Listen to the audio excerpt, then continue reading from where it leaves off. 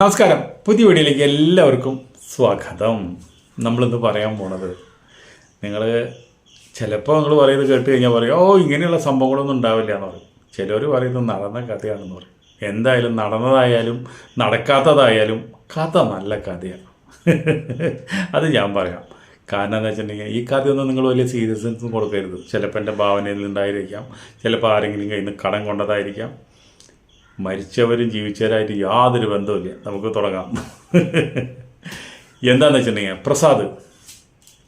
പ്രസാദ് പഠിപ്പ് മുഴുവനാക്കാൻ പറ്റില്ല. കോളേജ് പഠിപ്പും പകുതി വെച്ച് നിർത്തേണ്ട വന്നു. അങ്ങനെ ജോലിയൊന്നുമില്ല. അച്ഛനമ്മയുണ്ട്, ഒറ്റ മകനാണ്. ഒരുപാട് ബുദ്ധിമുട്ടാണ്, കഷ്ടപ്പാടാണ്. അപ്പോൾ അങ്ങനെ ഇരിക്കുന്ന ആ സമയത്താണ് പഠിപ്പ് മുഴുവനാക്കാൻ പറ്റാഞ്ഞത്. കോളേജിൽ വെച്ചിട്ട് അവനൊരു പ്രേമം ഉണ്ടായിരുന്നു, ഒരു കാമുകി ഉണ്ടായിരുന്നു. ആ കാമുകി ആഴ്ച പഠിക്കാൻ നല്ല മിടുക്കിയായിരുന്നു. അപ്പോൾ അവൾക്കാന്ന് വെച്ചിട്ടുണ്ടെങ്കിൽ പഠിപ്പ് കഴിഞ്ഞോടുകൂടി, കോളേജിൽ നിന്ന് ഇറങ്ങിയോടുകൂടി അവൾക്കൊരു TV ചാനലിൽ ജോലി കിട്ടി. അവളങ്ങനെ കൽക്കട്ടയ്ക്ക് പോയി. കൽക്കട്ടയിലാണ് അവളുടെ ആദ്യത്തെ അപ്പോയിൻമെൻ്റ് ഉണ്ടായത്. അപ്പോൾ അവൾ കൽക്കട്ടയിലേക്ക് പോയി. ഇവനാന്ന് വെച്ചിട്ടുണ്ടെങ്കിലോ, ഇവളെ കല്യാണം കഴിക്കാന്ന് വെച്ചിട്ടുണ്ടെങ്കിൽ പൈസ വേണ്ടേ? അതിനും പൈസ ഇല്ല. അവന് ജോലി പല സ്ഥലങ്ങളിൽ അന്വേഷിച്ച് ജോലിയും കിട്ടിയില്ല. ആകെ കഷ്ടത്തിലായി ഇവൻ. അപ്പോൾ അവളാന്ന് വെച്ചിട്ടുണ്ടെങ്കിൽ ഇവൻ എന്തെങ്കിലും സഹായിച്ച് അവിടെ എന്തെങ്കിലും ജോലി കിട്ടിയിട്ട് ഇവനെ കൽക്കട്ടയിലേക്ക് കൊണ്ടുവരാമെന്ന് വിചാരിച്ചു. പക്ഷെ അതും നടന്നില്ല. അവളുടെ തിരക്കും കാരണം 6 മാസം കഴിഞ്ഞാലാണ് അവൾക്ക് അവിടെ ജോലി സ്ഥിരത കിട്ടുള്ളൂ. അപ്പോൾ ആ ഒരു തിരക്കിൻ്റെ ഇടയിൽ ഇവൻ്റെ കാര്യം മറന്നു എന്ന് തന്നെ വേണമെങ്കിൽ പറയാം. ഇവനാന്ന് വെച്ചിട്ടുണ്ടെങ്കിലോ, ഇവിടെ 10 പൈസയ്ക്ക് എത്തില്ലാണ്ട് ഒരു ഉപ്പ് സോഡ കുടിക്കാൻ പോലും പൈസ ഇല്ലാണ്ട് ഇവൻ കഷ്ടപ്പെടുക. അങ്ങനെ ഇരിക്കുന്ന സമയത്തിന് ഇവൻ ഒരു ബോക്കറെ കണ്ടത്. ഇപ്പോൾ നല്ല സുന്ദരനാണ്. ഒരു ബോക്കറെ കണ്ടത്. ആ ബോക്കറെ കണ്ടപ്പോൾ ബോക്കർ പറഞ്ഞതെന്ന് വെച്ചിട്ടുണ്ടെങ്കിൽ, ഈ പെൺവേശിയാവാനായിട്ട് താല്പര്യമുണ്ടോ ചോദിച്ചു. അവൻ്റെ സൗന്ദര്യം കണ്ടപ്പോൾ ചോദിച്ചതാണ്. ഒരു പാർക്കിൽ വെച്ചിട്ടാണ് അവർ കാണുന്നത്. അപ്പോൾ ബോക്കറയിലൂടെ ഒരു പെണ്ണുണ്ടായിരുന്നു. അപ്പോൾ ആ പെണ്ണ് ആയിട്ട് സംസാരിച്ചു കൊണ്ടിരിക്കുമ്പോഴാണ് ഇവനെ കാണുന്നത്. ഇവനോട് കയറി മുട്ടിയതാണ്. പെൺവേശിയായിട്ട് ജോലി തരാം, നിനക്ക് താല്പര്യമുണ്ടോ ചോദിക്കുന്നത്. നിൻ്റെ ശരീരം കണ്ട് ചോദിച്ചതാണ്, നിൻ്റെ സൗന്ദര്യം കണ്ട് ചോദിച്ചതാണ്. നിനക്ക് മാർക്കറ്റിൽ നല്ല പെണ്ണുങ്ങളുടെ ഇടയിൽ നിനക്ക് നല്ല മാർക്കറ്റ് ഉണ്ടാവും, അതുപോലെ തന്നെ നല്ല പൈസയും നിനക്ക് ഉണ്ടാക്കി തരാം എന്ന് പറഞ്ഞു. അപ്പോൾ ഈ ബോക്കർ പറഞ്ഞപ്പോൾ ഇവൻ പറഞ്ഞു, ബോക്കറെ നമ്പർ മേടിച്ചു. ഞാൻ പറഞ്ഞു വിളിക്കാമെന്ന് പറഞ്ഞു. എന്നിട്ട് ഇവൻ ഈ ഒരു ജോലിക്ക് പോകാനായിട്ട് ഇവൻ എന്താ വെച്ചിട്ടുണ്ടെങ്കിൽ താല്പര്യം കുറവാണ്. കാരണം എന്താ വെച്ചിട്ടുണ്ടെങ്കിൽ, പിന്നെ എന്ത് ജോലിയായാലും പൈസ ഉണ്ടാക്കണമെങ്കിൽ ജോലി ഇങ്ങനെ എന്തായാലും ചെയ്യണം. ഇതിന് കിട്ടുന്ന പൈസ ചിലപ്പോൾ വേറെ ജോലിക്ക് കിട്ടില്ല. അങ്ങനെ അവൻ ബോക്കറെ വിളിച്ചിട്ട് കൺഫേം പറയണം, ഞാൻ തയ്യാറാണ്, പുരുഷ വേശ്യാവാൻ ഞാൻ തയ്യാറാവുമെന്ന് പറഞ്ഞു. അങ്ങനെ ഇവനെ പുരുഷ വേശ്യയായിട്ട് മാറണം. അപ്പോൾ ഈ പുരുഷ വേശ്യയായിട്ട് മാറി ഇവൻ എന്തുണ്ടായെന്ന് വെച്ചിട്ടുണ്ടെങ്കിൽ, പുരുഷവേശികളാകുമ്പോൾ സ്ത്രീകൾക്ക് ഒരുപാട് ഇഷ്ടമുണ്ടാവണം ഈ പരിപാടി ചെയ്യുന്ന ഇവനോട്. എന്നാലാണ് ഇവനെ രണ്ടാമതും ഒരു സ്ത്രീ വിളിക്കുള്ളൂ. അപ്പോൾ അതിന് ഇവൻ എന്താണെന്ന് വെച്ചിട്ടുണ്ടെങ്കിൽ, ഇവനാന്ന് വെച്ചിട്ടുണ്ടെങ്കിൽ നമ്മുടെ യോനിപാനം എന്ന് പറഞ്ഞാൽ യോനിപാനം ചെയ്യാൻ ഇവൻ ഭയങ്കര മിടുക്കനാണ്. ഇവൻ പല സ്ഥലങ്ങളിലും ഗൂഗിളിലും മറ്റുള്ളവരൊക്കെ സെർച്ച് ചെയ്ത് നോക്കി സ്ത്രീകൾക്ക് ഇഷ്ടമുള്ള എന്തൊക്കെയാണ് ചെയ്യേണ്ടത്, സ്ത്രീകളെ ഏറ്റവും അധികം സുഖിപ്പിക്കാൻ എന്താണ് ചെയ്യേണ്ടത്, സ്ത്രീകളായിട്ട് ബന്ധപ്പെടുമ്പോൾ അവർക്ക് ഏറ്റവും അധികം സുഖം തരണതും ഏറ്റവും അധികം അവർ ആനന്ദിക്കുന്നതും എന്താണെന്ന് അവൻ എല്ലാ കാര്യങ്ങളും പഠിച്ചിട്ടാണ് ഈ പുരുഷവേശിയായിട്ട് ഇറങ്ങിയത്. അങ്ങനെ സ്ത്രീകൾക്കാണെന്നുണ്ടല്ലോ ഇവനെ ഭയങ്കര ഇഷ്ടമാണ്. ഇവനെ വെച്ചിട്ടുണ്ടെങ്കിൽ ശരിക്കും പറഞ്ഞു കഴിഞ്ഞാൽ, ഈ സ്ത്രീകൾക്ക് യോനിപാനം എന്ന് പറഞ്ഞു കഴിഞ്ഞാൽ വെറുതെ അങ്ങോട്ട് പാനം ചെയ്യല്ല. നമ്മൾ ഈ പറയുന്ന പോലെ സ്ത്രീകളുടെ യോനിക്ക് എന്ന് പറഞ്ഞാൽ 2 എതളാണ്. 2 എതളിൻ്റെ നടുക്കാണ് ഈ ക്രസരി എന്ന് പറഞ്ഞ സാധനം ഇരിക്കുന്നത്. വെറുതെ അവിടെ ഇവിടെ നാവിട്ടിട്ട് കഴിക്കിട്ടും ബാക്കിയിട്ടും മോടത്തിടൊന്നും കാര്യമൊന്നുമില്ല. അതപ്പോൾ എന്താണെന്ന് വെച്ചിട്ടുണ്ടെങ്കിൽ, സ്ത്രീകൾക്ക് മാത്രം കൊടുത്തിട്ടുള്ള ഒരു അവയവമാണ് ക്രസരി. ഇവൻ്റെ ഏറ്റവും വലിയ യോനിപാനം നടക്കുന്നത് ക്രസരീമിലാണ്. ആ ക്രസരീമ ശരിക്കും യോനിപാനം ചെയ്ത് കഴിഞ്ഞാൽ ശരിക്കും ആ ക്രസരി ശരിക്കും പറഞ്ഞു കഴിഞ്ഞാൽ നമ്മുടെ ലിംഗം പോലെ ഇങ്ങോട്ട് പൊമ്പിലേക്ക് വരുന്നുള്ളതാണ്. അതപ്പോൾ അവനറിയാം. പിന്നെ സംഗതി എളുപ്പമാണ്. പിന്നെ 1, 2, 3 എന്ന് പറഞ്ഞാൽ കാര്യം കഴിഞ്ഞു. അത് സ്ത്രീകൾക്ക് ഒരുപാട് ഇഷ്ടമുള്ളൊരു സംഭവമാണ്. ആ കാര്യത്തിൽ ഇവൻ PhD ആണ്. അതുകൊണ്ടാണ് ഇവന് ഒരുപാട് വീട്ടമ്മമാരായാലും കോളേജ് സ്റ്റുഡൻസ് ആയാലും ഒരുപാട് പെണ്ണുങ്ങളെ ഇവന് കസ്റ്റമേഴ്സായിട്ട് കിട്ടുന്നുണ്ട്. അവനെ സപ്ലൈ ചെയ്യുന്ന ബോക്കർക്കും വലിയ സന്തോഷമാണ്. എല്ലാവരും ഇവനെ ആവശ്യപ്പെടുക. ഇവനാണ് ഭയങ്കര ഇവൻ പരിപാടിക്ക് പോകുമ്പോൾ തന്നെ പല സ്ത്രീകളും ഇവൻ്റെ ബന്ധപ്പെടലും പരിപാടിയും കണ്ടിട്ട് പലരും ചോദിക്കും, അതേ നിന്നെ ഞാൻ കല്യാണം കഴിക്കട്ടെ. കല്യാണം കഴിക്കാത്ത പെണ്ണുങ്ങൾ പോലും ഇന്നത്തെ കാലത്ത് പുരുഷവേശികളെ വിളിച്ചിട്ട് അവർ പരിപാടി ചെയ്യിക്കുന്നുണ്ട്. അപ്പോൾ അങ്ങനെയുള്ള കോളേജ് സ്റ്റുഡൻസായ പെണ്ണുങ്ങൾ ഇവരോട് ചോദിച്ചിട്ടുണ്ട്, ഞാൻ നിന്നെ കല്യാണം കഴിക്കട്ടെ. എന്താ കാരണം? നിന്നെ കല്യാണം കഴിച്ചാൽ പിന്നെ എനിക്ക് വേറൊരു വേലി ചാടി വേറൊരു പുരുഷൻ്റെ അടുത്തേക്ക് പോവുകയോ വേറൊരു പുരുഷനെ പറ്റി ചിന്തിക്കുകയോ ഒന്നും വേണ്ട. എല്ലാം നീ ഇത്രയും മനോഹരമായിട്ട് ചെയ്തു തരണം. നീ ഇങ്ങനെ ഒരു ജോലി ചെയ്യുന്നതൊരു ഞങ്ങൾക്കൊരു വിഷയമല്ല. അപ്പോൾ അതുകൊണ്ട് നിന്നെ കല്യാണം കഴിക്കട്ടെ എന്ന് ചോദിക്കും. ഇപ്പം പറയും വേണ്ട, അത് നിലനിൽപ്പുള്ള കാര്യമില്ല, ഇതെൻ്റെ ജോലിയാണ്, അത് ഞാൻ ചെയ്യുന്നു. അതുപോലെ തന്നെ പല വിട്ടമ്മമാരും വന്നിട്ട് ഇവനെ ഹോട്ടലിൽ റൂം എടുത്തിട്ട് ഇവനെ വിളിക്കും, ഇവൻ ചെന്ന് പരിപാടി ചെയ്ത് കൊടുക്കും. അപ്പോൾ അവർക്കും ഇവനെ ഭയങ്കര ഇഷ്ടമാണ്. അങ്ങനെ ഇവനൊരു ഈ രംഗത്ത് ഇപ്പോൾ മോഹൻലാൽ സിനിമാ രംഗത്ത് സൂപ്പർ സ്റ്റാറാണ്, അതേപോലെ തന്നെ ഈ പുരുഷവേശി രംഗത്ത് ഇവൻ ഒരു മെഗാ സ്റ്റാറാണ്. എല്ലാവർക്കും ഇവനെ ഭയങ്കര ഇഷ്ടമാണ്. ഇവനാച്ചാൽ വളരെ സ്ത്രീകളോട് മാന്യമായി പെരുമാറുള്ളൂ. അവർക്ക് എന്ത് ഇഷ്ടം എന്ന് വിചാരിച്ചാൽ അതിനപ്പുറം ചെയ്തു കൊടുത്ത് എന്നിട്ട് മാത്രം കൂലി മേടിച്ച് പോകുന്ന ഒരു വ്യക്തിയാണ് ഈ പ്രസാദ്. അപ്പോൾ നിങ്ങൾക്കും ആണുങ്ങളെ ആരെങ്കിലും ഇത് കാണുന്നുണ്ടെങ്കിൽ നിങ്ങൾക്കും പുരുഷവേശിയായി ജീവിക്കണമെന്നുണ്ടോ? ഉണ്ടെങ്കിൽ പറഞ്ഞാൽ മതി. ഇഷ്ടം പോലെ ബ്രോക്കേഴ്സ് ഉണ്ട് നിങ്ങളെ പല വലിയ കാശാരിയായുള്ള കൊച്ചമ്മമാരുടെ അടുത്ത് എത്തിക്കാനും. അതുപോലെ തന്നെ ഭർത്താക്കന്മാരുള്ള ഭാര്യമാർ ഇതുപോലെ തന്നെ ഭർത്താവിൻ്റെ കൺമുമ്പിൽ വെച്ചിട്ട് തന്നെ ഈ പുരുഷവേശിനെ വിളിച്ചിട്ട് പരിപാടി ചെയ്യുന്നുണ്ട്. ഭർത്താവ് അപ്പുറത്തെ റൂമിലുണ്ടാവും. ചിലപ്പോൾ ഭർത്താവ് വന്ന് കാണും ഈ പുരുഷവേശിയായിട്ട് ഭാര്യ ബന്ധപ്പെടുന്നത്. അത് ഭർത്താക്കന്മാർക്ക് യാതൊരു പ്രശ്നമില്ല എന്നിപ്പം പറയണത്. അതുപോലെ തന്നെ ചില സ്ഥലങ്ങളിലുണ്ട്. ചില സ്ഥലങ്ങളിൽ എന്താണെന്ന് വെച്ചിട്ടുണ്ടെങ്കിൽ ഈ പുരുഷവേശികളായിട്ട് ഇവൻ ചെല്ലുമ്പോൾ അവിടെ ഭർത്താവ് ഉണ്ടാവില്ല. ഭർത്താവ് അറിയാണ്ടാണ് ഇവരെ വിളിക്കുന്നത്. അപ്പോൾ എന്തുണ്ടാവും? അപ്പോൾ ഈ പെട്ടെന്നാനും ഭർത്താവാനും കയറി വന്നാൽ ഇവനവിടെ നിന്നിട്ട് അവസരം എടുത്ത് കൊണ്ട് ഓടേണ്ട വരും. അല്ലെങ്കിൽ അവർ മുമ്പിൽ പെട്ട് കഴിഞ്ഞ് കഴിഞ്ഞാൽ ചിലപ്പോൾ ജീവൻ തന്നെ അപകടത്തിലാവും. അങ്ങനെയുള്ള സാഹചര്യങ്ങളും ഉണ്ടായിട്ടുണ്ട്. ഭാര്യനെ പരിപാടി ചെയ്യുന്ന നേരത്ത് ഭർത്താവ് വരണം, അത് ഭർത്താവിന് അറിയാണ്ടാണ് ഇവർ ചെയ്യുന്നത്. അതേ സ്ഥാനത്ത് ഭർത്താവ് അറിഞ്ഞുകൊണ്ട് നീ എൻ്റെ ഭാര്യ, നീ പുരുഷവേശിനെ വിളിച്ചോ, നീ പരിപാടി ചെയ്തോ, എനിക്കൊരു പ്രശ്നമില്ല എന്ന് പറഞ്ഞുകൊണ്ട് ഭാര്യമാർ വിളിക്കുന്നു, ഭാര്യമാർ പരിപാടി ചെയ്യുന്നു. ചിലപ്പോൾ ഭർത്താവ് വന്നു കാണും. അങ്ങനെയുള്ള കഥകളും പല വീടുകളിലും നടക്കുന്നുണ്ടെന്നാണ് ഈ പുരുഷവേശിയായ പ്രസാദ് പറയുന്നത്. അപ്പോൾ എന്തൊക്കെ നടക്കുന്നത്? അപ്പോൾ അതൊക്കെ നമുക്കിങ്ങനെയൊക്കെ അറിയാനാണ് നമുക്ക് യോഗം. അങ്ങനെ ഇരിക്കുന്ന സമയത്ത് ബ്രോക്കർ ഒരു ദിവസം വിളിച്ചിട്ട് പറഞ്ഞു, അതെ, ഇന്ന ഹോട്ടലിൽ ഇന്ന നമ്പർ റൂമിൽ നീ ചെല്ലണം, നിന്നെ കാത്ത് ഒരു ക്ലയൻസ് അവിടെ, ഒരു പെണ്ണ് അവിടെ വെയിറ്റ് ചെയ്യുന്നുണ്ട്, നീ എത്രയും പെട്ടെന്ന് ചെല്ല് എന്ന് പറഞ്ഞു. അപ്പോൾ അവന് എൻ്റെ ജോലിയല്ലേ, ഇപ്പോൾ ആ ഹോട്ടലിൽ കയറി ചെന്നു. ആ നമ്പർ 150 നമ്പർ റൂം തുറന്ന് കിടക്കുക. അപ്പോൾ പതുക്കെ ഒന്ന് തുറന്ന് നോക്കിയപ്പോൾ എൻ്റെ ഒരു സ്ത്രീ ഇങ്ങനെ കണ്ണടച്ച് കിടക്കുക, മലന്നിട്ട് കണ്ണടച്ച് കിടക്കുക. നോക്കിയപ്പോൾ എൻ്റെ ഇവൻ ഞെട്ടിപ്പോണ സംഭവമാണ്. നിങ്ങൾ ഞെട്ടിയ ആരായിരിക്കും? അത് ഇവൻ്റെ അമ്മയാണ്. കണ്ണടച്ച് ഇങ്ങനെ കയ്യും വെച്ച് കട്ടിലുമേ ചാഞ്ഞ് കിടക്കണം. ഇത് കണ്ടോടുകൂടി അമ്മ വെച്ചാൽ കണ്ണു തുറന്നിട്ടില്ല. ഇവൻ പകുതി ഇത് അമ്മേനെ കണ്ടോട് ഇവന് മനസ്സിലായി. ഇവൻ വേഗം വാതിൽ ചാരി ഇവൻ പുറത്തേക്ക് കടന്നു. ഇവൻ ആകെ ഞെട്ടിപ്പോയി. അമ്മ എന്തിങ്ങനെ നടക്കണത്? അമ്മയ്ക്കിപ്പോൾ അച്ഛൻ പരിപാടി ചെയ്ത് കൊടുക്കുന്നില്ലേ? ആ പോരാഞ്ഞിട്ടാണോ അമ്മ വന്നിട്ട് പുരുഷവേശിനെ വിളിച്ചത്? അതും പുരുഷവേശിയായി ചെന്നത് ഇവനാകെ ഭ്രാന്ത് പിടിച്ച പോലെയായി. ഇവൻ നേരിട്ട് വീട്ടിൽ വന്നിട്ട് അച്ഛനോട് ചോദിച്ചു, അമ്മ എവിടെ ചോദിച്ചു. അമ്മ പഴനിക്ക് പോയിക്കുക, നാളെ വരുള്ളൂ എന്ന്. അപ്പോൾ അവന് ഉറപ്പായി അത് അവൻ്റെ അമ്മ ഇനിയാണെന്നുള്ളത്. അല്ലെങ്കിൽ ഇപ്പം അമ്മേനെ നമ്മൾ ഏത് തിരക്കിൻ്റെ ഇടയിലും നമ്മുടെ അമ്മേനെ നമുക്ക് തിരിച്ചറിയാമല്ലോ. അപ്പോൾ അവന് ആകെ ടെൻഷനായി. അമ്മ ഇത്രയും പരിപാടിക്ക് നടക്കുകയാണോ? ഇനിയിപ്പോൾ അച്ഛൻ ഒന്നും ചെയ്തു കൊടുക്കണില്ലേ? എന്നിട്ട് അച്ഛൻ ചെയ്തു കൊടുക്കാത്ത കാരണമാണോ അമ്മ ഈ ഹോട്ടലിൽ റൂമെടുത്തിട്ട് പുരുഷവേശികളെ വിളിച്ചത്? അപ്പോഴേക്കും അവന് ബ്രോക്കർ വിളിച്ചിട്ട് പറഞ്ഞുടാ, നിന്നെ ആ ഹോട്ടലിൽ ആ ലേഡി അവിടെ കാത്തിരിക്കുക, നീ എന്താ ചെല്ലാത്തത്? നീ എത്രയും പെട്ടെന്ന് ആ ലേഡിയുടെ അടുത്തേക്ക് ചെല്ല്. ആ ലേഡി ആണെന്നുണ്ടെങ്കിൽ അവിടെ പല പ്രാവശ്യമായി എന്നെ വിളിക്കുന്നത്. ഇവൻ ഒരു മറുപടിയും പറഞ്ഞില്ല, കട്ട് ചെയ്തു. ഇവന് മനസ്സിലായി ഇവൻ്റെ അമ്മയുടെ അടുത്തേക്ക് അല്ലാണ് ബ്രോക്കർ വിളിക്കുന്നുള്ളത്. ഇവൻ കട്ട് ചെയ്തു. പിന്നെയും ബ്രോക്കർ വിളിയോട് തന്നെ വിളി. ഇവൻ ഫോൺ എടുത്തില്ല. പിറ്റേ ദിവസം നോക്കിയപ്പോൾ അമ്മ വരണം. അമ്മ വന്നപ്പോൾ ചോദിച്ചു, അമ്മ എങ്ങോട്ട് പോയി ചോദിച്ചു. അമ്മ ഞാൻ പഴനിക്ക് പോയതാണ്. അപ്പോൾ ഇവനും അമ്മോട് വെറുപ്പാണ് തോന്നിയത്. അവൻ അമ്മേനെ അങ്ങനെ ഒരു സിറ്റുവേഷനിലല്ല അവൻ കണ്ടത്. ഏത് മകനായാലും അങ്ങനെയാണല്ലോ തോന്നുക. ഇതിൻ്റെ ഉള്ളിൽ വേറൊരു സംഭവമുണ്ട്. അതാണ് ഏറ്റവും വലിയ ഹൈലൈറ്റ്. ഇവനോട് ബ്രോക്കർ പറഞ്ഞത് 180 നമ്പർ, ആ ഹോട്ടലിലെ 180 നമ്പർ റൂമിൽ ചെല്ല് എന്നാണ്. ഇവൻ ഫോണിലൂടെ കേട്ടത് 150 നമ്പർ റൂമെന്നാണ് കേട്ടത്. 50 50 വലിയ വ്യത്യാസമൊന്നും ഇല്ലല്ലോ. അപ്പോൾ ഇവൻ ചെന്നത് ഏതിലാണ്? 150 നമ്പർ റൂമിൽ. 150 നമ്പർ റൂമിൽ അവൻ്റെ അമ്മ പുരുഷവേശിനെ കാത്തിരിക്കല്ലായിരുന്നു. ഇവനെ കാത്തിരുന്നത് 150 നമ്പറിലുള്ള ഒരു പെണ്ണാണ്. പക്ഷെ ഇവൻ ചെന്നത് 150. കണ്ടത് അമ്മേനെ.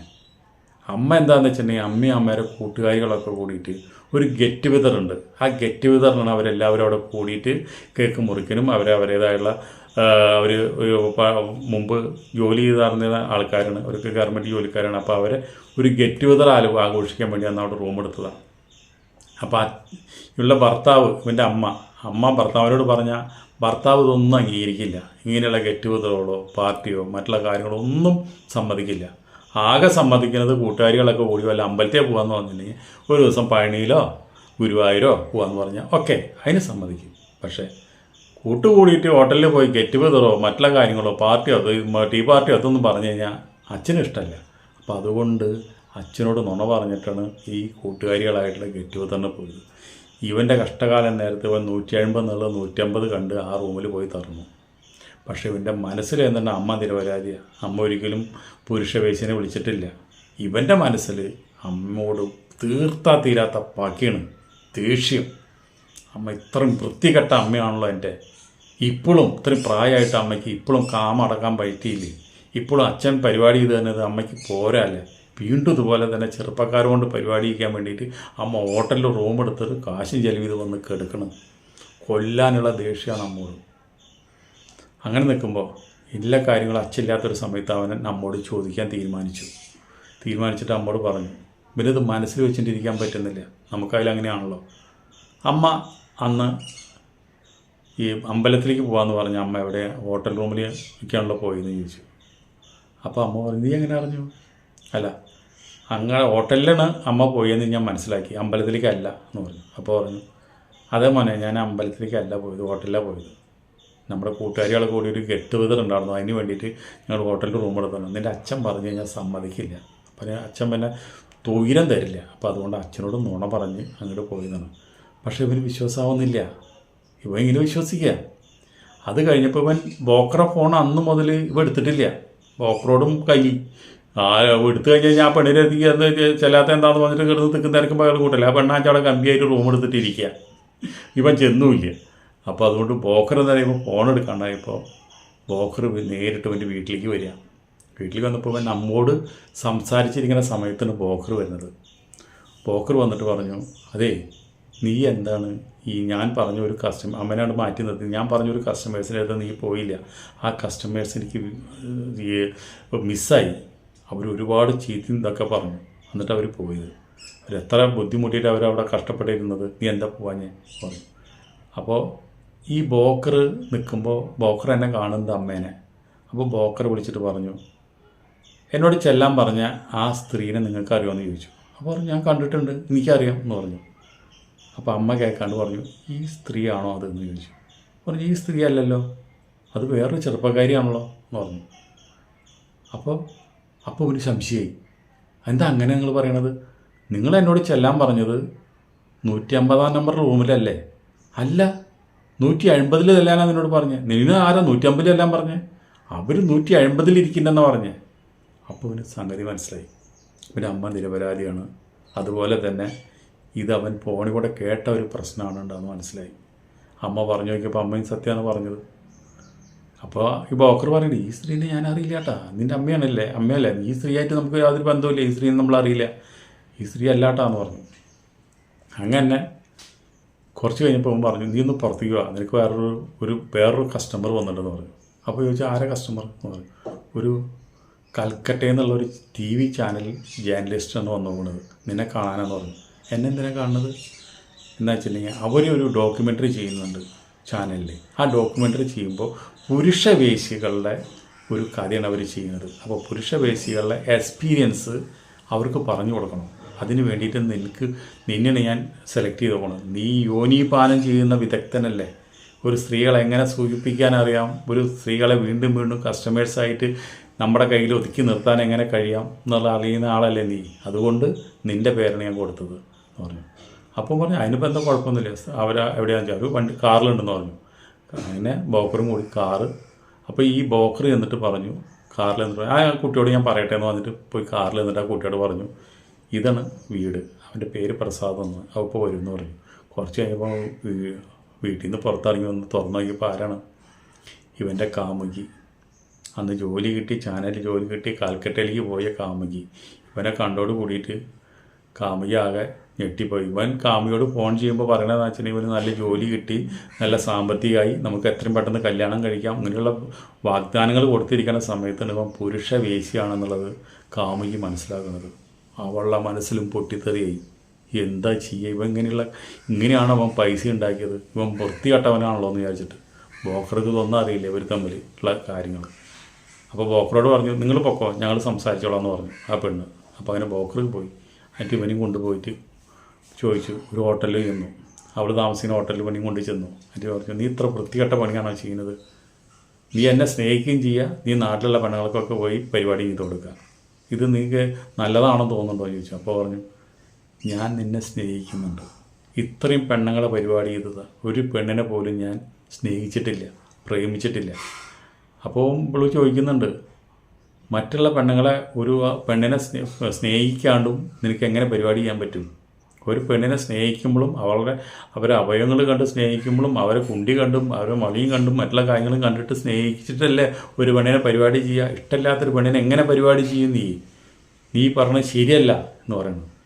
അപ്പോൾ ഇവള് പറയണത്, ശരി, നീ ഇങ്ങനെയൊക്കെയല്ലേ ജീവിച്ചോടുന്നത്, നിൻ്റെ ഒരു സുഹൃത്തുണ്ടല്ലോ. അപ്പോൾ പറഞ്ഞു, ആരാണ്? ഇന്ന ആളുണ്ടല്ലോ സുഹൃത്ത്, എനിക്കൊരാഗ്രഹം, നിൻ്റെ സുഹൃത്തായിട്ട് എനിക്കൊന്ന് ബന്ധപ്പെടണമെന്ന്, നീ അവനെ വിളിക്കാൻ പറഞ്ഞു. അപ്പോൾ അവൻ ചോദിച്ചു, എന്തിനാണ്? അല്ല, നിനക്കൊരു പണിയിരിക്കട്ടെ, നിൻ്റെ മുമ്പിൽ വെച്ചിട്ട് തന്നെ ഞാനും നിൻ്റെ സുഹൃത്തായിട്ട് ബന്ധപ്പെടുക. അപ്പം ഞാനൊരിക്കലും നിൻ്റെ സുഹൃത്തിനെ പ്രേമിച്ചിട്ടില്ല, എൻ്റെ ശരീര ആവശ്യത്തിന് വേണ്ടി മാത്രം ഉപയോഗിക്കുന്നു. നീ അത് ചെയ്തുകൊണ്ടിരിക്കുന്ന ജോലി തന്നെ ഞാൻ ചെയ്യുന്നു, അല്ല നിനക്ക് വിഷമമൊന്നുമില്ലല്ലോ, വിളിക്കും നിൻ്റെ സുഹൃത്തിനെ, അല്ലെങ്കിൽ നമ്മളിപ്പോൾ ഇവിടെ പാക്കപ്പ് ആവുമെന്ന് പറഞ്ഞു, നീയായിട്ട് യാതൊരു ബന്ധം എനിക്കുണ്ടാവില്ല എന്ന് പറഞ്ഞു. അപ്പോൾ അങ്ങനെ സുഹൃത്തിനെ വിളിച്ചു. സുഹൃത്ത് വന്നു ചോദിച്ചു, എന്തേ നീ ഇങ്ങനെ വിളിച്ചേ? എന്ന് പറഞ്ഞു. അപ്പോൾ പറഞ്ഞു, ഇവിടെ ഒരു വലിയ പ്രതിസന്ധി നടക്കുക, ഞാൻ പ്രേമിക്കുന്ന പെണ്ണാണെന്ന് നിനക്കറിയാലോ. അറിയാം. ഇപ്പോൾ ഇവള് പറയണത് നിന്നെ കൂടെ അവന് ബെഡ് ഷെയർ എന്നാ പറയുന്നത്, നീ അവന് പരിപാടി തുറക്കുന്ന പറയുന്നത്. അപ്പോൾ അവൻ അയ്യോ അതെനിക്ക് പറ്റില്ല. അപ്പം തന്നെ അവളുകൾ കയറി വന്നു കാമുകി. എന്നിട്ട് പറഞ്ഞു, എടാ നീ ഒരു കാര്യം ചെയ്തേ, നീ പോയിട്ട് നന്നേന്ന് കുളിച്ചേ. അപ്പോൾ അവൻ ചോദിച്ചു, എന്തിനാണ്? അതൊക്കെ ഉണ്ട്, നീ പോയി കുളിക്കി, ഞാൻ പറയണത് നീ കേൾക്കുന്നു പറഞ്ഞു. അങ്ങനെ അവൻ പോയി കുളിച്ചു. നല്ല വൃത്തിയായി സോപ്പൊക്കെ ഇട്ട് കുളിച്ചവൻ വന്നു. എന്നിട്ട് പറഞ്ഞു, ഇവനോട് പറഞ്ഞു, കാമുവിനോട് പറഞ്ഞു, നീ ഒരു കാര്യം ചെയ്യ്, നീ പുറത്ത് പോയി നിൽക്ക്, നിൻ്റെ കൂട്ടുകാരനായിട്ട് ഞാൻ ഈ പരിപാടി ഇവിടെ ചെയ്യട്ടെ, നീ അത് പുറത്ത് നിന്ന് ആസ്വദിക്കുകയോ കേൾക്കുകയോ എന്ത് വേണമെങ്കിൽ ചെയ്യുമെന്ന് പറഞ്ഞു. ഇവനങ്ങോട്ട് ദേഷ്യം വന്നിട്ട് നമ്മളങ്ങോട്ട് കഴുത്ത് പിടിച്ച് കൊല്ലാനാണ് ചെല്ലണത്. നീ ഇങ്ങനെയാണ് നീ ചെയ്യുന്നത്. അപ്പോൾ പറഞ്ഞു, നീ ചെയ്തുകൊണ്ടിരിക്കുന്നത് എന്താണ്? ആണുങ്ങൾക്ക് എന്തും ആവാം, പെണ്ണുങ്ങൾക്ക് പാടില്ല അല്ലേ? ഞാനിപ്പോൾ ഇവൻ്റെ കൂടെ ഒന്ന് ബന്ധപ്പെട്ടു എന്ന് പറഞ്ഞാൽ നിനക്കെന്താ അത്ര വലിയ കഴപ്പ്?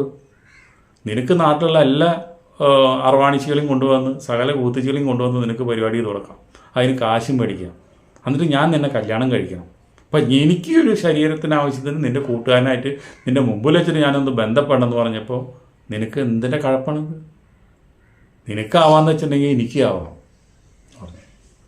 ഒരു അക്ഷരം മിണ്ടാൻ പറ്റിയില്ല. ഇപ്പം പറഞ്ഞു, നീ പരിപാടി ചെയ്തോ, നീ പറഞ്ഞത് ശരിയാണ്, സത്യമാണ്, ആണുങ്ങൾക്ക് എന്തോ ആവാം, പെണ്ണുങ്ങൾക്ക് ചെയ്യാൻ പാടില്ല എന്നുള്ളത് ശരിയാണ്, എനിക്കതിൽ യാതൊരു പ്രോബ്ലമില്ല, നീ പരിപാടി ചെയ്തോ. എന്നിട്ട് റൂമിൻ്റെ പുറത്ത് പോവുക. പിന്നെ അവിടെ എന്ത് സംഭവിച്ചിട്ടുണ്ടാവും? അവിടെ ഒന്നും സംഭവിച്ചില്ല. കൂട്ടുകാരൻ പറഞ്ഞു, എനിക്ക് നിങ്ങളെ പരിപാടി ചെയ്യാൻ പറ്റില്ല, ഒരിക്കലും സാധിക്കില്ല, കാരണം നിങ്ങളെൻ്റെ കൂട്ടുകാരൻ്റെ കാമുകിയും ഞാൻ ഒരിക്കലും നിങ്ങളങ്ങനെ കണ്ടിട്ടില്ല, അതുപോലെ തന്നെ ഞാൻ നിങ്ങളെ പ്രേമിച്ചിട്ടില്ല, സ്നേഹിച്ചിട്ടില്ല. അപ്പോൾ നിങ്ങളെടുത്ത് പരിപാടി ചെയ്യാനായിട്ട് എൻ്റെ ഈ കമ്പ് പൊന്തില്ല, എൻ്റെ കോല് പൊന്തില്ല. അപ്പോൾ അതുകൊണ്ട് അപ്പോൾ നമ്മൾ പറഞ്ഞു, നിന്നെ പരിപാടി ചെയ്യിക്കാനൊന്നല്ല, നീ കുറച്ച് നേരം ഇവിടെ ഇരിക്കി, ഒരു 15 മിനിറ്റ് നേരം ഇവിടെ ഇരിക്കുക, അത് കഴിഞ്ഞ് നമുക്ക് വാല് തുറക്കാം. അപ്പോൾ അവിടെ നിന്ന് അനുഭവിക്കട്ടെ. അവൻ എന്നെ അറിയാണ്ട് ഇത്രയൊക്കെ ചെയ്തുണ്ടാക്കിയില്ലേ, ഒരു 15 മിനിറ്റ് നേരം അവൻ ഇതൊക്കെ ആലോചിച്ചിട്ട് അവൻ തിരിച്ചു വരട്ടെ, അവൻ മനുഷ്യനായിട്ട് തിരിച്ചു വരട്ടെ, എന്നിട്ട് ഞാൻ അവനെ കല്യാണം കഴിക്കാം എന്ന് പറഞ്ഞു. അങ്ങനെ 15 മിനിറ്റിന് അരമണിക്കൂർ നേരം ആ കൂട്ടുകാരനെയും കൊണ്ട് ആ ഹോട്ടൽ റൂമിൽ അവൾ അവിടെ ഇരുന്നു, ഒന്നും ചെയ്യാണ്ട് സംസാരിച്ചുകൊണ്ട്. ഇതിപ്പോൾ ഇവിടെ നല്ല പരിപാടിയാണെന്ന് അറിഞ്ഞ് അങ്ങനെ ചെയ്യണത് ഇവൻ സ്വപ്നത്തിലും കണ്ട് അവൻ പുറത്ത് വിഷമിച്ച് തല കുമ്പിട്ടിരുന്നു. അരമണിക്കൂർ കഴിഞ്ഞപ്പോൾ വാല് തുറന്നു. വാല് തുറന്നിട്ട് പറഞ്ഞു, എൻ്റെ കളിയൊക്കെ കഴിഞ്ഞു, നീ പൊക്കടാന്ന് പറഞ്ഞു. കൂട്ടുകാരൻ പോയി. അപ്പോൾ പറഞ്ഞു, ഇനി നമുക്ക് വിവാഹം കഴിക്കാൻ ഞാൻ തയ്യാറാണ്. നീ ചെയ്ത തെറ്റ് തന്നെ ഞാൻ ചെയ്തുള്ളൂ. ഇപ്പോൾ നാളെ ചിലപ്പോൾ എനിക്ക് ഏതെങ്കിലും പുരുഷന്മാരെ തോന്നുന്നു കമ്പിയായി കഴിഞ്ഞാൽ ഞാൻ പിടിച്ച് കയറ്റിക്കും. നിനക്കൊന്നും പറയാൻ പറ്റില്ല, നീ ഒന്നും പറയും ചെയ്യരുത്. നീ ഇനി ഈ ജോലി എന്നെ തുടരാനാണോ ഉദ്ദേശം എന്ന് ചോദിച്ചു. അപ്പോൾ പറഞ്ഞു, ഞാൻ ഈ ജോലി ഇന്നത്തോടുകൂടി നിർത്തണം, ഇനി ഞാൻ ആർക്കും പോകുന്നില്ല. എന്നാൽ നീ ഒരു കാര്യം ചെയ്യും, എൻ്റെ ചാനലിൽ തന്നെ നിനക്ക് നല്ലൊരു ജോലി ഞാൻ ശരിയാക്കിയിട്ടുണ്ട്. ഈ ഒരു പ്രോഗ്രാമിന് വേണ്ടിയിട്ട് ഞാൻ അവിടെ വന്നത് മാത്രമേ ഉള്ളൂ. ഇത് കഴിഞ്ഞ് നീ എൻ്റെ കൂടെ പോകുന്നുള്ളൂ, നിനക്ക് അവിടെ ജോയിൻ ചെയ്യാമെന്ന് പറഞ്ഞു. നീ ഇത്രയൊക്കെ നടന്നു കഴിഞ്ഞാൽ നീ എന്നെ മാത്രമാണ് പ്രേമിക്കുന്നുള്ളൂ എന്ന് പറഞ്ഞതും നിൻ്റെ സാഹചര്യം ഞാൻ മനസ്സിലാക്കി വന്നു. പിന്നെ നിൻ്റെ കൂട്ടുകാരനായിട്ട് ഞാൻ പരിപാടിയൊന്നും ചെയ്തില്ല, ഞങ്ങൾ വർത്തമാനം പറഞ്ഞിരിക്കുകയാണ്. അപ്പോൾ പറഞ്ഞു, എൻ്റെ കൂട്ടുകാരനെ ചെയ്യാൻ കഴിയില്ല, ആത്മാർത്ഥതകളാണെന്ന് പറഞ്ഞു. ശരി, അപ്പോൾ നീ പറഞ്ഞത് സത്യമല്ലേ? നീ ഇത്രയും പെണ്ണുങ്ങൾക്ക് അടിച്ചു കൊടുത്തിട്ടുണ്ടെങ്കിൽ വെച്ചിട്ടുണ്ടെങ്കിലും നീ ഇന്നവരെ ഒരു പെണ്ണിനെയും പ്രേമിച്ചിട്ടില്ല എന്ന് പറഞ്ഞത് ഒരൊറ്റ വാക്കാണ് ഞാൻ വിശ്വസിക്കുന്നത്. അപ്പോൾ പറഞ്ഞു, സത്യമാണത്. ഞാൻ എത്ര പെണ്ണുങ്ങളോടെ കഴിഞ്ഞിട്ടുണ്ടെങ്കിലും പൈസയ്ക്ക് വേണ്ടി മാത്രം, ഒരു പെണ്ണിൻ്റെ ശരീരം പോലും, ഒരു പെണ്ണിൻ്റെ യോനിയായാലും അതുപോലെ തന്നെ മുലയായാലും ശരീരമായാലും ഞാൻ ഇന്നവരെ ആഗ്രഹിച്ചിട്ടില്ല. എൻ്റെ ജോലി മാത്രമാണ് ഞാൻ ചെയ്തത്. അത് ആഗ്രഹിച്ചുള്ളതും പ്രേമിച്ചുള്ളതും നിന്നെ മാത്രമാണ് എന്ന് പറഞ്ഞപ്പോൾ അവർ ഭംഗിയായി, അവർ ഭാര്യയും ഭർത്താവായി ഇപ്പോൾ കൽക്കട്ടയിൽ ജീവിക്കുന്നു. രണ്ടുപേരും ചാനലിൽ നല്ല ജോലിക്കാരാണ്. അപ്പോൾ ഈ കഥയെക്കുറിച്ചുള്ള നിങ്ങളുടെ അഭിപ്രായങ്ങൾ എന്തായാലും കമൻറ്റ് രൂപത്തിൽ പോരട്ടെ. കഥ നിങ്ങൾക്ക് ഇഷ്ടപ്പെട്ടാൽ സബ്സ്ക്രൈബ് ചെയ്യുക, ചെയ്യാത്തവർ അതുപോലെ നിങ്ങൾ കമൻ്റ് ഇടുക, ലൈക്ക് അടിക്കുക, മസ്റ്റായിട്ട് ലൈക്ക് അടിക്കാൻ മറക്കരുത്. ഓക്കെ, അടുത്ത വീഡിയോയിൽ നമുക്ക് വീണ്ടും കാണാം വേറൊരു കഥയുമായി. ബൈ.